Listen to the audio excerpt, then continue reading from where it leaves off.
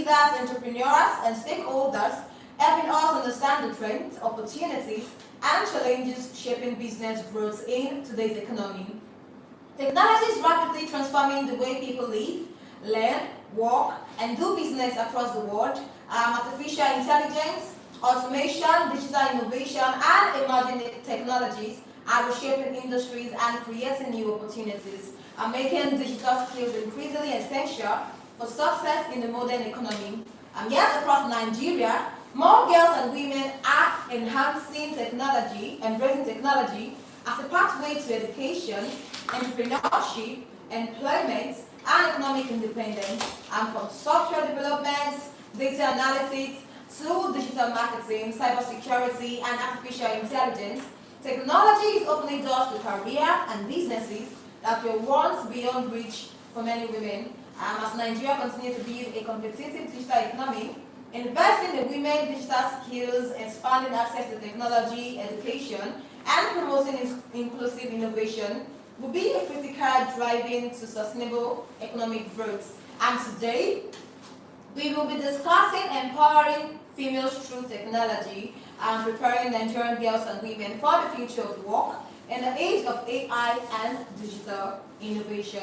And yes, joining us in the studio today is Oreoluwa Leslie, founder and executive director of Women's Technology Empowerment Center, a non-profit organization dedicated to empowering girls and women through technology, technology education, digital skills development, and innovation. And through WTech, she has led programs that have equipped thousands of girls and young women with knowledge, confidence, and technical skills needed to thrive in an increasingly digital world. Yes, over the years, she has worked with schools, committees, government, development organizations, and technology partners to promote digital inclusion, bridge the gender gap in the STEM, and create opportunities that prepare women and girls for the future of work. And good morning, and welcome to the show this morning, ma'am. Good morning. Thank you so much. Lovely to be here. Yes, ma'am. How are you doing, ma'am? I'm good. Thank you. You're welcome, ma'am. Oh, my last name is pronounced Leshi. Leshi. Thank you so much for that correction, ma'am. And so, ma'am, you've been at the forefront of promoting digital literacy for girls and women. That's through the WTech. Looking at where Nigeria is today compared to when you started, how has the meaning of digital literacy evolved for young Nigerian women? Oh, wow. It's definitely come a long way. So I started WTech in 2008. So that's 18 years ago. Wow. So you can imagine that the landscape has really shifted. So when we started at WTech, first of all, there wasn't an awareness about the gender gap in technology. I knew about it because I studied information systems for my master's, and I became aware of the data regarding women's access to information technology and to the internet. But then I could just see, just looking around me, that, when I was in the computer lab in school, there are very few women there. It was mostly guys. So maybe in a room filled with about 40 people, 3 or 4 of them would be women, like me. And then I knew that in the workplace as well, because my mother was an engineer.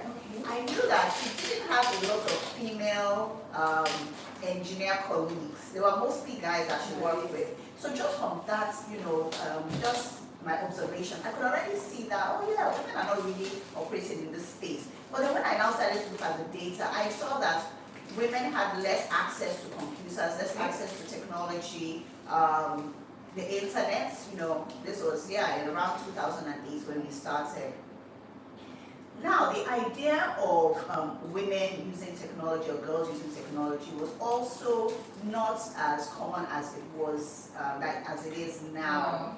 When I started talking about the importance of having more girls pursue technology, careers, learn about computers, learn about technology, the feedback I would get is, first of all, what gender gap? What gender gap in technology? And if girls and women are not in this technology space. Maybe it's because they don't want to. Maybe it's because they're not interested. Maybe it's because that they're not built that way, that they don't have brains for maths and science. Okay. Can you imagine that? Importance, please, for making sure that we have both men and women equally involved in using technology, creating technology, shaping technology, involved in technology policy and leadership as well. So we've come a long way. Yes. The other thing I would also mention is that when we started, digital literacy was all about knowing how to use technology. But now we've also evolved beyond that. It's not just about using and being a consumer of technology, it's also about creating and building and innovating. That's right. That's nice one. So, Madam Leshi. Yes. Okay. So AI and automation are transforming industries around the world. Yes. And for our listeners, what does the future of work look like for Nigerian girls and women entering the workforce? All right, so it's a very different landscape. It's a world in which a lot of the things that we did in a very manual way are no longer the status quo. Now you can use technology, digital tools, and AI to really do very quickly things that you have done. So in fact, even like writing a paper, of course, I'm sure you know that that's an ongoing problem now. People write papers, essays, they do their homework with AI. Exactly, But let's look at the positives. The positives are that you don't have to spend a lot of time doing manual work. So for instance, researching, you can pull things very quickly with an AI tool. You can draft, you can do a first draft. Yes. You can do an outline of a paper or presentation you want to make with an AI tool. And then you, with your own knowledge and expertise, can go in and then now look at it and revise it. So there's a lot of initial work that you don't have to do. You can analyze data as well. Yes. You can pull information from different sources. You can ask the AI tool to help you analyze according to a particular framework, to pull out certain information, to critique the information as well. So it's really made our work efficient. Okay. It's made it faster, but only if you know what you're doing. Yes. So, you just made mention that with the use of AI tools, we are able to solve some of our problems, right? And now there are some concerns that AI could widen the gender gap in technology. So now, in your own view, is artificial intelligence a threat to women or an opportunity to accelerate gender inclusion? All right, okay, so AI is a form of technology. Technology is not neutral. Technology is dependent on who creates it. Okay. It's dependent on the ideas, the perspectives that they have. They feed it into the technology. And then it's even more pronounced with artificial intelligence, because artificial intelligence is basically tools which are being built to be able to make decisions, to be able to answer questions, to be able to carry out instructions. And they do this based on the information that has been fed into them. If the information that has been fed into them has been mostly from a particular sex, let's say men, it's been from people of particular ethnicity, let's say Caucasian or Asians, it's been by people who live in a particular part of the world, let's say the West, then the technology is going to mirror those perspectives of the people who developed it. If we don't have women working in this space, we don't have women creating and shaping technology, so what do we think is going to happen? The technologies that are developed will not reflect women's realities. They will not be, they will not be. You'll find a lot of biases that are being propagated by the technology. So any gap that already exists, any gender gap that exists in real life is going to be mirrored by that technology. Okay. So I mean, of course, there are positives because we can use these technologies, women can use them for their benefits. And I already mentioned some of the ways that they are already being used, and there are more.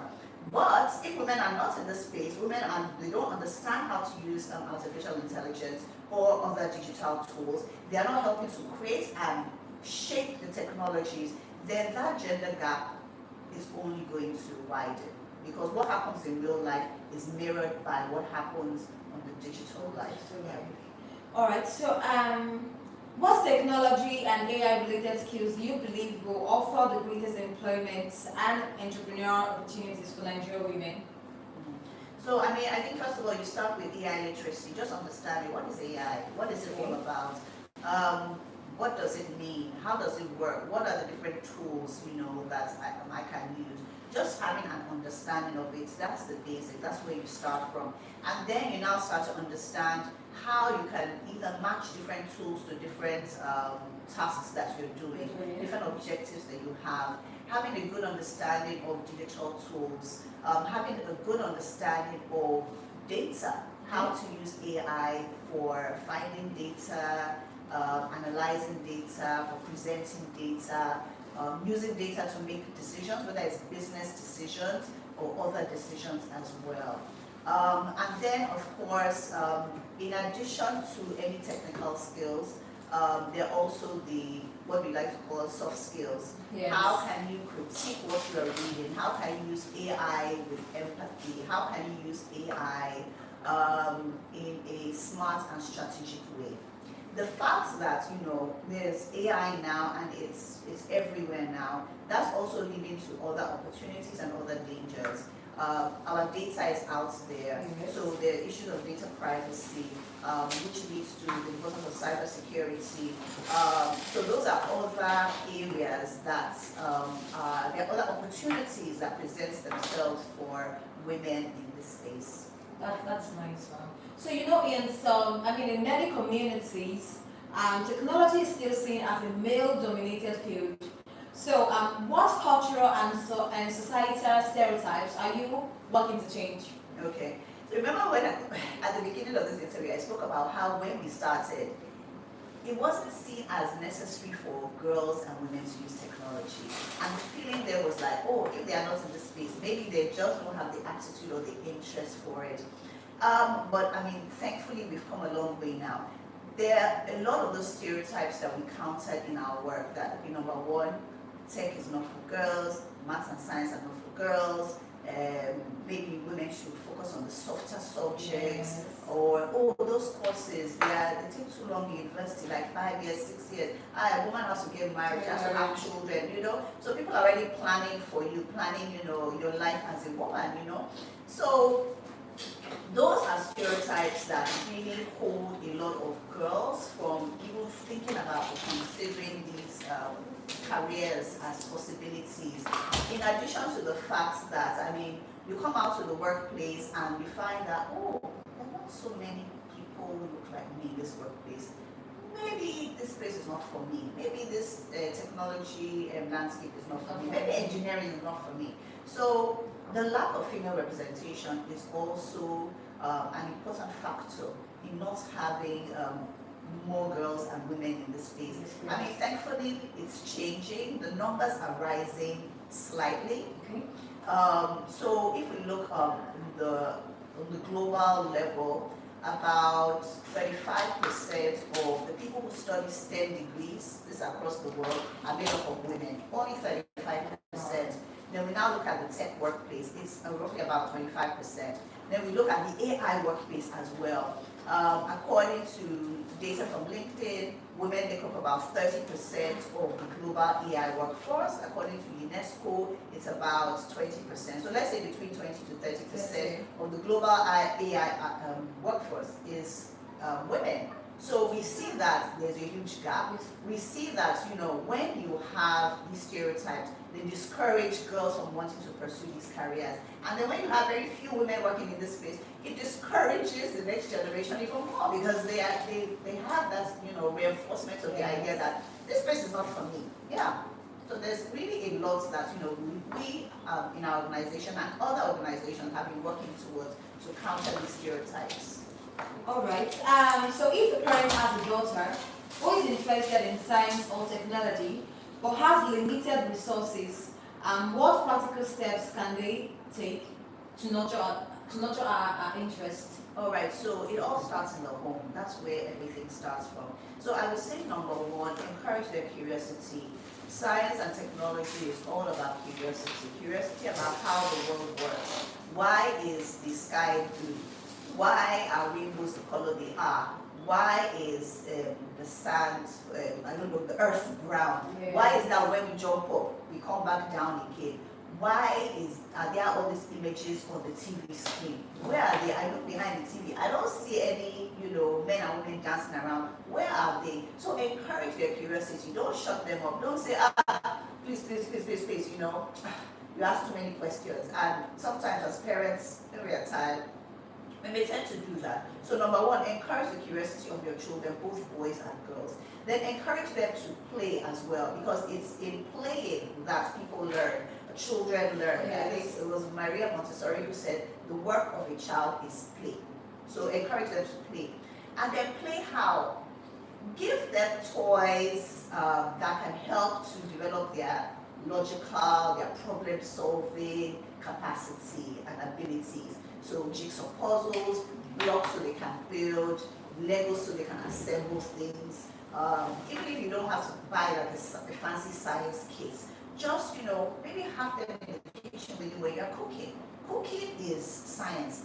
Baking is science. We always like to think of those things as women's work, but anyone who has baked a cake knows that you have to be very precise. It's a real science. You put a certain amount of flour, with a certain amount of milk, with a certain amount of water. If you do it in the wrong order or quantity, your cake is gone. You missed everything. You missed everything, exactly. So that's very precise. So also connect science and technology in the everyday things that they are doing. So you don't have to buy any fancy, whatever, tablets or anything. Just in our everyday, there's science all around us. When your children ask you all these questions and you don't have the answer to it, don't give them some funny answer like, oh, why is the sky blue? Oh, because that is God's favorite color. You don't say things like that. We have the internet. We can go online and we can look for the answers. And we can find incredible science and technology resources online. Yes. So I say go on YouTube, go on other platforms online, find videos that they can watch that explain to them why the world works the way it does, or games that they can play that is teaching them something. So it all starts from the home. Okay. So, do you think artificial skills is only meant for the younger ones, the younger generation, and not for those that feel they are too old to acquire the skill? So artificial intelligence is for everyone. Because it's everywhere already. And we're all using it, even if we don't realize it. For instance, do you watch Netflix? Or do you watch, what else is there? Amazon Prime, or any of these streaming platforms. They work with AI. They learn what your preferences are. Oh, she watched one K-drama the other day. So that means that she likes K-drama. And all of a sudden you see that you're saying K-drama. But then maybe your friend who likes all these crime shows watches one or two. And then it starts to recommend that. That's AI, that's artificial intelligence. Or we shop online, we go to Jumia, Konga, Amazon, all these platforms, and we buy a particular book or item or whatever. Then we just see that it's recommending that. It's like, oh, you like this, you may like this. That's artificial intelligence as well. And of course, Google that you use to search as well. Now, when you search with Google, it doesn't start with the search hits, the sponsored hits. It starts with an AI overview. That's the first thing. Yes, so it's already used AI to sort of aggregate the search results and present something to you. So if you're someone who doesn't know, you could go for that and not scroll further down to look at the other, search results. So AI, whether we like it or not, whether we are young or old, we're already using it. It's already affecting us. So it is important that we learn about it, and we can all do that, whether we're young or old or middle age. Just start with education. Just oh, I like to learn about it. Let me go online. I can do a Google search. What does AI mean? There are so many online courses. You can find free courses that will explain the basics of artificial intelligence, will explain, the different technologies, will explain different tools, whether it's ChatGPT, whether it's Claude, how to use it. There are so many resources. So I would say that, number one, recognize that AI is affecting all our lives. So it is important that we understand how to use it. There are free resources online, so please go online. Or for the older members of our population, ask your children, ask your grandchildren. They'll be more than happy to teach you something. You are always the one teaching them something. So they're like, ah, oh, grandma, Let's yeah, learn. yeah, I don't worry, I'll Okay. teach you. Yes. Alright, so Madam Leshi, right? You've actually had the opportunity to train and bring thousands of girls and women into limelight, right? Can you please share one of your success story with us? Okay, it's hard to mention one because since we started, we work with 60,000 girls, Wow. women, even boys, teachers as well. So we've had a lot of people who we have impacted. So I will just tell you, in general, so when we started, our focus was primarily to get girls pursuing technology careers, and then that brought it to STEM careers. But then as we were in this space and we worked, we realized that, not everyone aspires to work in science and tech. Not everyone aspires to be a techie or a scientist. But STEM is going to affect all of us. So our focus was now on raising, nurturing young women who are confident users of technology, whether they are working in STEM or not. So over the years, we have worked with, like I said, 60,000. And with our camp is a program that works with girls in secondary school, and we are teaching them to build and create. We've had 69% of them who said that, the camp inspired them to want to pursue a career in STEM. Like I said, not all of them are, but we have about 37% who were able to use their skills and their knowledge to generate an income, to make money. So whether they're taking photos for family members, they're building websites, they are making money in some kind of way. Exactly, yes. And all of them have said that they are very confident. So we have particular girls who came into our camp and they're studying STEM, and they've actually set up initiatives similar to our organization, and they are teaching other young girls, how to use technology, how to create and build technology. We have other alumni who have set up initiatives within their university as well, and they are organizing mentorship as well. Yeah. We have other girls who have supported their parents. So some have parents who are market traders, and they keep numbers in their head. Traders are very sharp, they can calculate anything in their head, but they are helping them to actually digitize their business. So they are helping them to put their numbers down, whether it's in Microsoft Excel or some other digital formats where they can see it, and it provides them access to loans because they are now recording their transactions. We have other girls who have built websites for their mother's business as well. It goes on and on and on. It does. That's actually a good one, Mom. Thank you so much. So, what impact does digital literacy have on women's financial independence, economic empowerment, and long-term career growth? All right. So much. So if you are an entrepreneur, it definitely has very direct benefits because you can use it in your business. We have a program called She Can with ICT.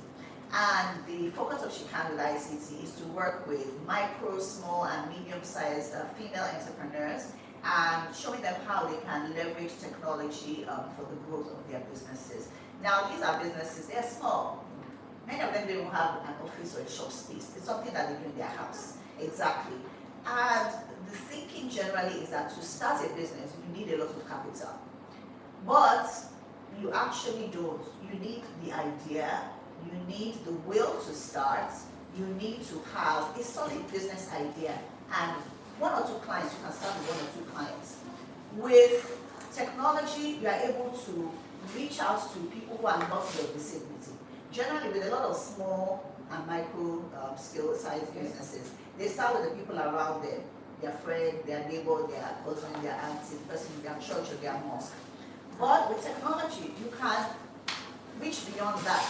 You can have an Instagram page, you put it online, of course it's online already, you start to promote it, and then you're getting inquiries from people in the next states, the next country, and other continents because you're online. So that already is increasing the scope of your markets beyond what you could do by word of mouth.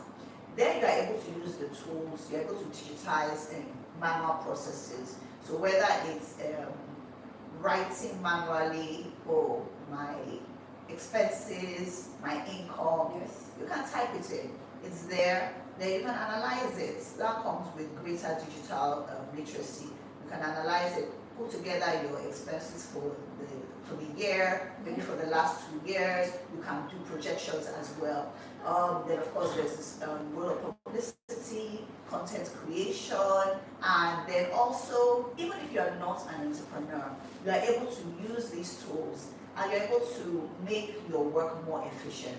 We've had women who are not entrepreneurs, but they have regular businesses and they work, their careers, and maybe they have families and they want to manage their time. There's just so much going on. You can use digital tools to manage your time, and you can manage your family. You can run your family like a corporation. You can do that. If you're a student, of course, you can use the tools for research, to assist with your homework, your teamwork, your group work, publicizing what you are doing. There's so many ways. All right. So empowering millions of women cannot rest on non-profit organizations alone. So what policies, partnerships, or investments do you believe government and private sectors should prioritize to scale digital inclusion? So I think first of all, we need to start from the basics, the building block, which is education. Many times we start from the place of infrastructure. Infrastructure is important, but people are the engine of any economy. And in Nigeria, as in I think most parts of Africa, we have a huge youth population. If you have young people who are unable to, number one, read or write, that is already a time bomb, waiting to go off, because they are not able to contribute meaningfully to the economy. Now, beyond basic literacy, if you have young people who are not able to use technology in a meaningful way, that is an even worse ticking time bomb, because technology intersects with all areas of our lives, everything that we do, like you read, in the intro. If you are not able to use technology, get online, create opportunities, take advantage of opportunities, that's an even worse time bomb. So I think it's important, for government to invest in education, basic education, literacy, numeracy, but also digital literacy as well. Also understanding how to build and create with their hands.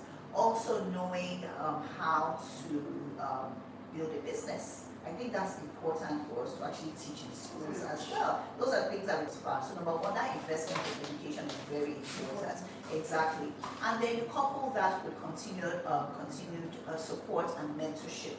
So mentorship programs for young people, for young women, who are maybe transitioning into technology careers. That's very important. We find that, among our alumni, there are a lot of them who got into STEM degrees because of maybe the camp or the after-school club they attended with us. But they didn't know how to move beyond that. They were struggling in university, and so we realized that, they need mentorship. So I think having a mentorship program in place is also very important. Many times when the government is looking at supporting people in tech, they may start from the place of funding a startup, funding businesses. But if you are not investing in the early stage, when people are still thinking about careers, what to study, what path they're going to follow in life, you will not have that mass number at that stage, people thinking about startups, people thinking about setting up their businesses. So it's a whole pipeline, and we need to look at the whole pipeline. So we need not just government involved, non-profits of course, civil society, businesses as well, corporations. We all need to be involved, and then of course the family, the home, because like I said, it starts up there. So it's really a whole pipeline, and so any policy needs to recognize this, and every policy needs to address the different points: education, mentoring, support, investments, business supports, along the whole pipeline is very important. And policies should really outlive each government's administration. It should not be limited to just one administration.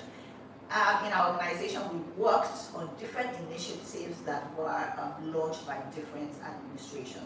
We worked on the Digital Girls Club, which was a Digital Girls Club set up by Dr. Mobala Johnson when she was Minister of Communication Technology. I was working in schools across the country. then we worked with Code Lagos, which was another initiative that set out to teach 1,000 Lagosians to code.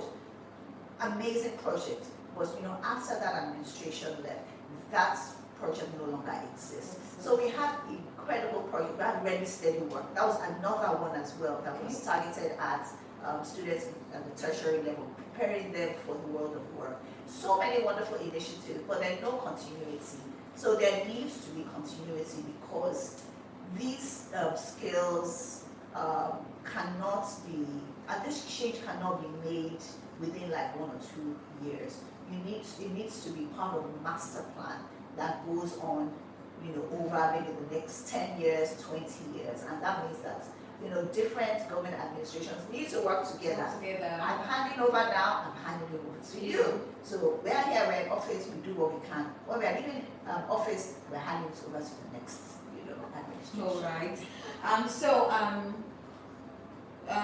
Looking ahead to the next 5 or 10 years, what's your vision for the role of Nigerian women, that they will play in shaping Africa's AI and digital innovation ecosystem? Obviously, I hope for a lot, and I know that it's possible because I already see it happening.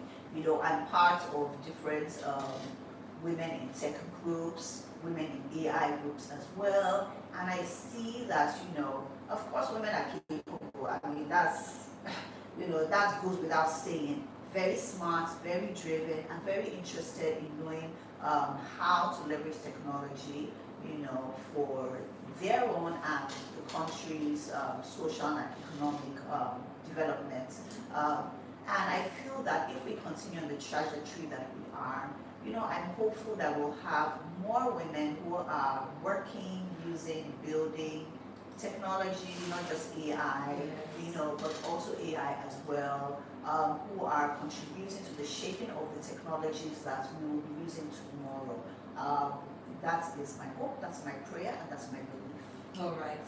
So with AI rapidly changing the workplace, what advice would you give women on balancing continuous learning, career growth, and family responsibilities? Women have always been experts in doing a lot. in balancing. Balance is a myth, but carrying a lot of different responsibilities and carrying them beautifully.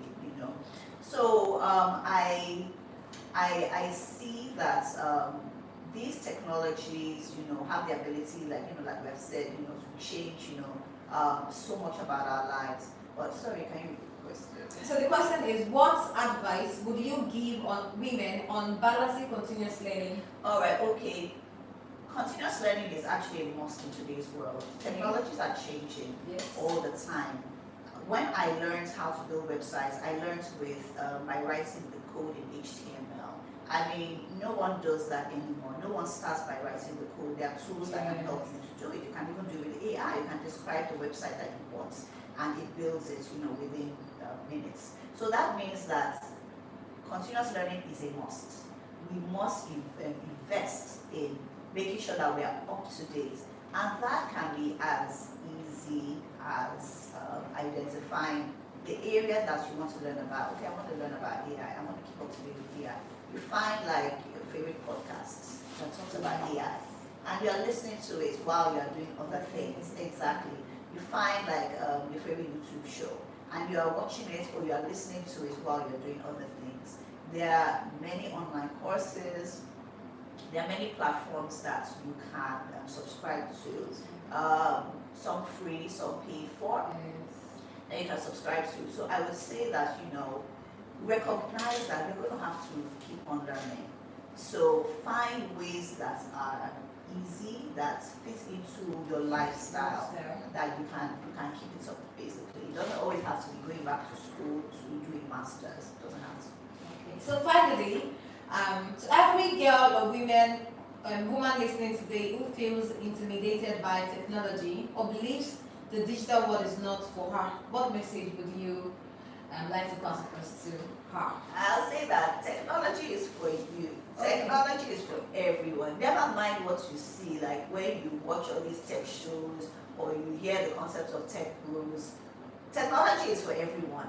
And women have made significant contributions to technology. The first code was written by a woman, Ada Lovelace. We know that the first compiler was developed by a team that was led by a woman, Grace Hopper.